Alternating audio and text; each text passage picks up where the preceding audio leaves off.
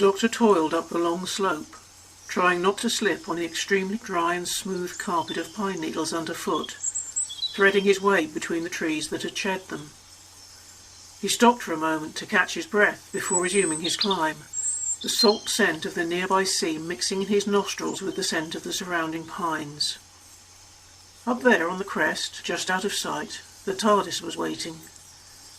But when it finally came into view, he stopped and frowned. A woman in a long robe was leaning against it, her forehead and her flattened hands pressed against its surface. She gave the impression that her whole being was concentrated on listening, very hard, as if she could hear something from within. "Oi, you! What are you doing?" the doctor called out.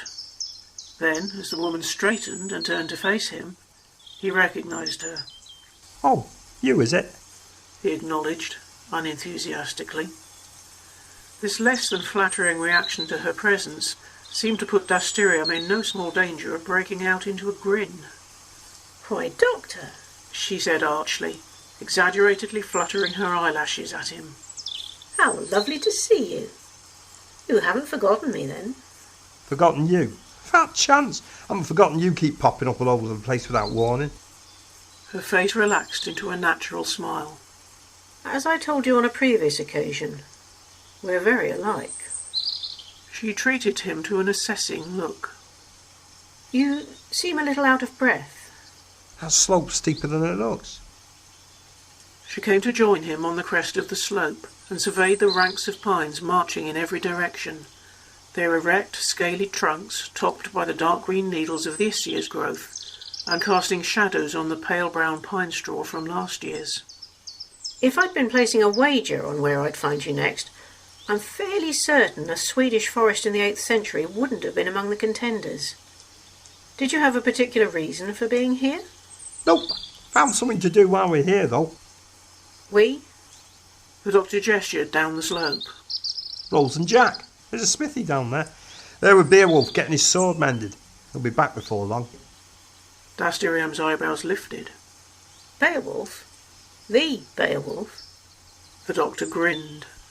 "Will be by the time he's finished telling it. Born storyteller. Not to mention a born fantasist. Mind you, Grenell and his mum were really a couple of malfunctioning service drone robots. The cave under the sea was the crashed Radaran freighter they arrived on, and the magic sword was a power beam emitter normally used for welding.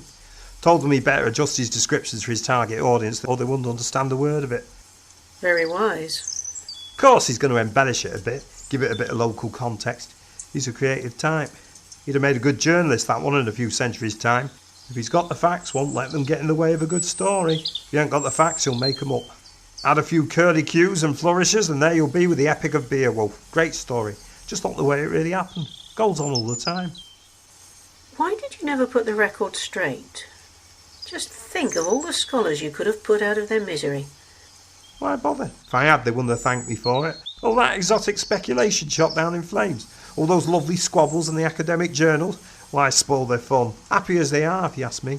A young Beowulf coped pretty well with a situation totally outside his experience. Why should I mess around with the way he wants to be remembered? Earned it, didn't he? Those robots have gone haywire. Already killed a number of people, and they would have killed more. He'd have saved a lot of lives, that lad." Of course, not everyone is remembered for the things they've done in the way they should be," Dasterium observed. Her tone was neutral, but the doctor heard something in her voice that made him look at her bleakly. "And some are," he said forbiddingly. Dasterium gave him a sidelong look. "A wise man once said something very profound about memories. "Oh yeah? What was that?" A man is the sum of his memories, and a Time Lord even more so." "I'm not that man anymore. The man who said that didn't have the memories I've got. And I don't like what they add up to." "Perhaps not.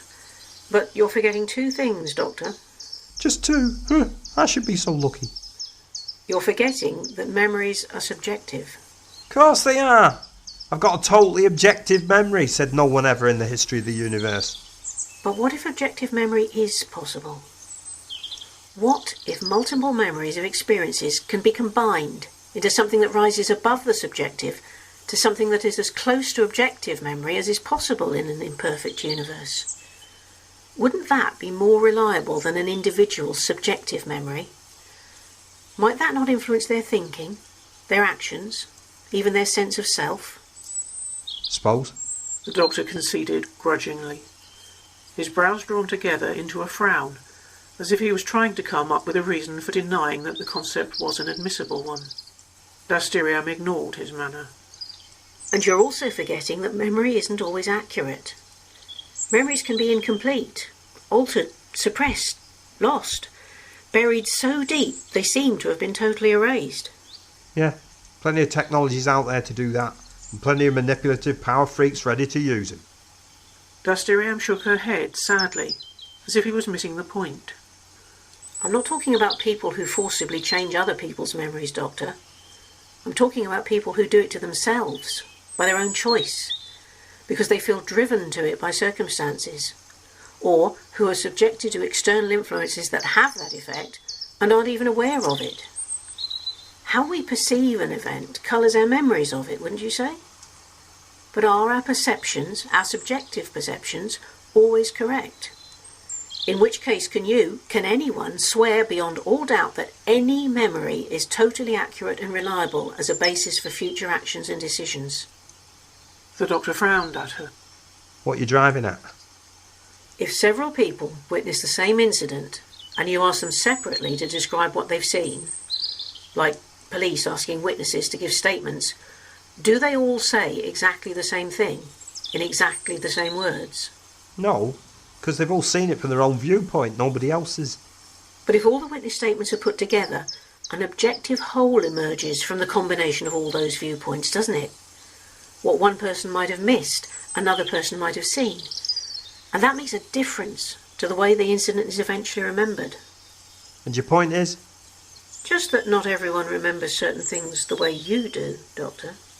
You, for instance. One corner of Dasteriam's mouth lifted for a moment. Oh, not just me. She turned and went back to the TARDIS and laid her hand, fingers outspread, against the door. Others besides. People who've had the opportunity to form an objective opinion. I think you ought to take some comfort from that. I wish.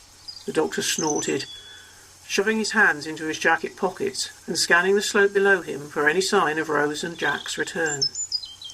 Oh dear, Dasteriam said from behind him. A man convinced against his will is of the same opinion still, I see. Never been convinced by generalisations without evidence, me. The doctor informed her over his shoulder. Don't suppose you're going to give me any of that, though, are you? Not your way, is it? Be patient, Doctor. You'll have your evidence. Oh, yeah. When's that going to be, then? The silence that met his question made him turn round. He was alone with the TARDIS. Jam tomorrow, yeah, right?